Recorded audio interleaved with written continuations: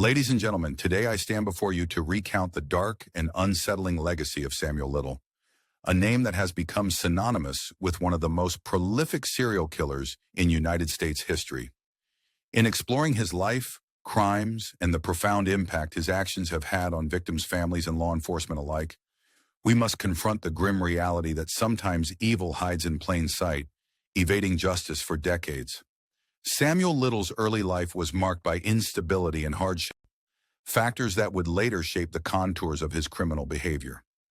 Born in a time when social and economic hardships were common, Little experienced a childhood that, by many accounts, was steeped in neglect and violence.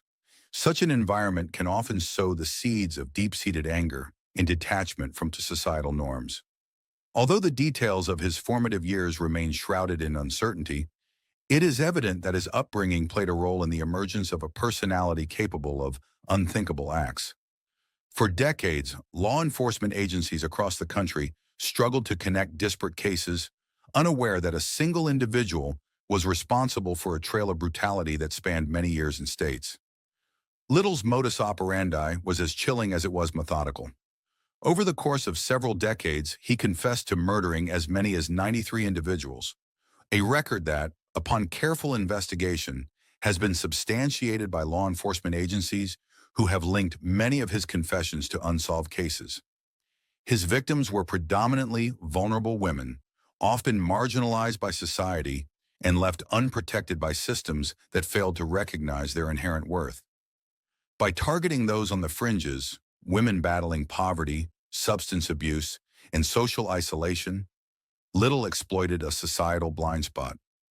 His ability to blend into the shadows and operate undetected for so long raises uncomfortable questions about the limitations of investigative methods and the societal neglect that leaves vulnerable populations at risk. In a disturbing display of cold calculation, Little employed various tactics to lure his victims into his trap. He was known to use charm and deception to gain the trust of those he targeted, often selecting isolated or transient locations that further complicated efforts to piece together the evidence of his crimes.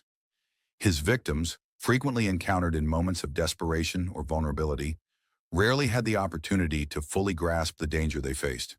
As a result, many of the crimes went unreported or were simply dismissed as isolated incidents, further emboldening a predator who thrived on the inability of society to protect its most at-risk members. The breakthrough in this haunting saga came not through conventional police work alone, but through the persistence of researchers and the eventual confession of Samuel Little himself. In a series of interviews and recorded confessions, he revealed details of his crimes that linked him to dozens of unsolved murders across multiple states. These confessions provided a long-sought clarity for the families of his victims, even as they underscored a chilling reality.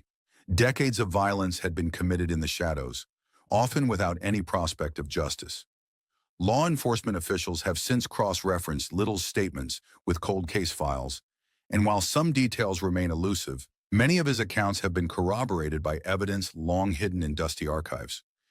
What makes Samuel Little's case particularly disturbing is not only the sheer number of victims, but also the manner in which he managed to evade detection for so many years. His ability to move across state lines and exploit the jurisdictional challenges that come with interstate crime meant that patterns that might have alerted authorities were obscured by a fragmented investigative landscape.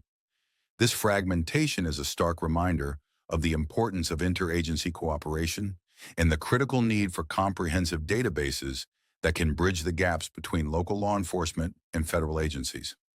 Little's case ultimately prompted a reevaluation of investigative strategies, leading to improvements in how unsolved cases are approached and how data is shared across jurisdictions. Psychologically, Samuel Little remains a perplexing figure. His confessions reveal a man who was not only remorseless, but who also seemed to derive a perverse sense of satisfaction from the very act of recounting his crimes. While traditional profiles of serial killers often emphasize a desire for notoriety or a compulsion driven by psychosis, Little's motivations appear to have been deeply intertwined with the exploitation of vulnerable lives. In his detailed narratives, there is little evidence of a complex motive beyond the exercise of power and control over his victims. This stark simplicity is both horrifying and instructive. It forces us to ask difficult questions about the nature of evil and the conditions that allow such monstrous behavior to flourish unchecked. Beyond the psychological and criminal dimensions of his case, Samuel Little's story serves as a somber commentary on systemic failures. Many of his crimes went unsolved for years, in part because of the inherent bias that can arise when victims come from marginalized backgrounds. The lack of resources, attention, and urgency devoted to cases involving vulnerable populations often means that such crimes are deprioritized in the public eye and within law enforcement circles. In reflecting on this aspect of his criminal career, we must recognize that the legacy of Samuel Little is not only one of individual depravity, but also of institutional shortcomings that, in some instances, allowed his reign of terror to continue longer than it might have otherwise. As we delve deeper into the implications of his confessions, it becomes clear that Samuel Little's case is a clarion call for justice, not only for the victims whose names and stories have been partially recovered, but also for a society that must learn from these painful lessons. The revelations that emerge from his confessions have led to the reopening of cold cases, renewed efforts to support the families of victims, and a critical reevaluation of how law enforcement agencies can better protect the vulnerable. In many ways, the dismantling of Little's dark legacy has been a collective endeavor, one that underscores the necessity of perseverance in the face of overwhelming odds. Moreover, the story of Samuel Little is a reminder of the enduring need for compassion and vigilance in our communities. Each victim represents not just a number in a statistic, but a human life filled with hopes, dreams, and untimely loss. As we remember the victims, we are also called to reflect on the societal structures that failed to offer them protection. It is incumbent upon all of us, whether as citizens, policymakers, or members of law enforcement, to ensure that such failures are not repeated.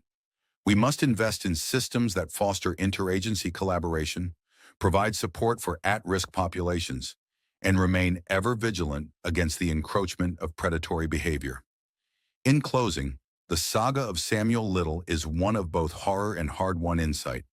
His crimes have irrevocably scarred the fabric of American society, yet they have also paved the way for significant advancements in investigative methodologies and interjurisdictional cooperation. As we continue to piece together the remnants of a life dedicated to evil, we must remain committed to the pursuit of justice for every victim, regardless of how long it takes. Let this be a solemn reminder that the fight against such darkness is an ongoing battle, one that demands unwavering resolve, empathy, and a commitment to protecting the most vulnerable among us. Thank you for your attention as we honor the memory of those lost and reaffirm our dedication to ensuring that the shadows in which such evil can hide are illuminated by the light of truth and justice.